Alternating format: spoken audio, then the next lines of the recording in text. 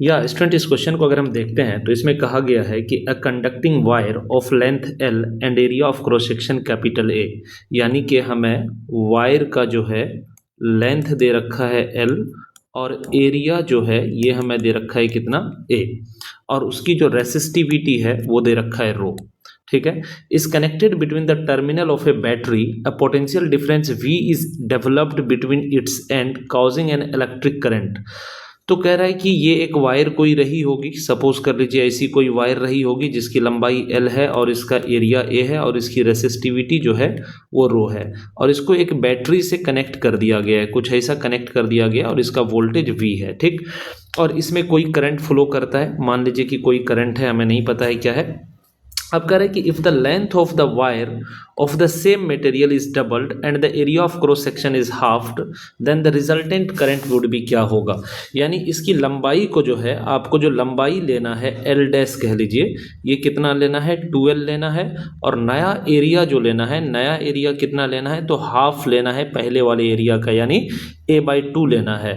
जबकि रेसिस्टिविटी पे कोई फर्क नहीं पड़ा है, रेसिस्टिविटी अब भी उतना ही है। तो बोल रहा है कि यहाँ पर करंट कितना होगा, जरा पता करके बताइए। इस करंट का नाम हम I डैश रख देते हैं। ठीक है, तो ये करंट अपने को पता करना है। तो हमें पता है कि करंट I जो होता है वो V/R होता है, तो हम इस I डैश को हम कह सकते हैं V/R डैश के बराबर, यानी हम कह सकते हैं V/ρ into L dash upon A dash के बराबर।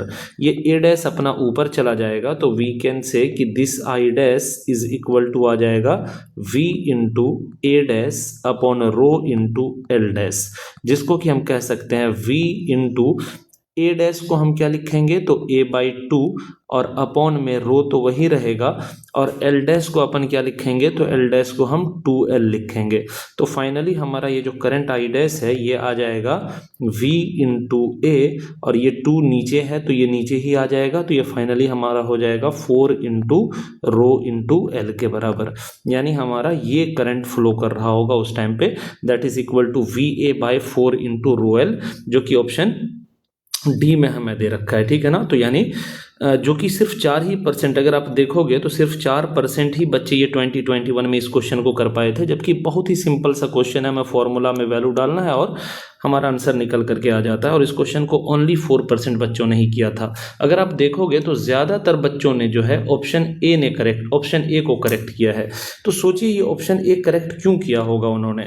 तो अगर हम देखें तो हमारा VA/ρL इतना टर्म तो हमारा VA/ρL ऑप्शन ए में भी हमें करेक्ट दिख रहा है, साफ साफ सही दिख रहा है। ठीक है ना, लेकिन ये ऑप्शन सही नहीं होगा। ठीक है ना, ये ऑप्शन क्यों नहीं सही होगा, क्योंकि यहाँ हमारा 4 नीचे में होना चाहिए, जबकि 4 हमारा जो है एक्चुअल में ऊपर में, इस ऑप्शन में ऊपर में दिया हुआ है, जबकि हमारा नीचे में आना चाहिए। वो बच्चे गलती किए होंगे L/2 और A/2, यानी 2L और A/2 के चक्कर में उनसे गलती हुई होगी। तो इसका ध्यान रखना है आप लोगों को अपने एग्जाम में। ठीक है, थैंक यू सो मच।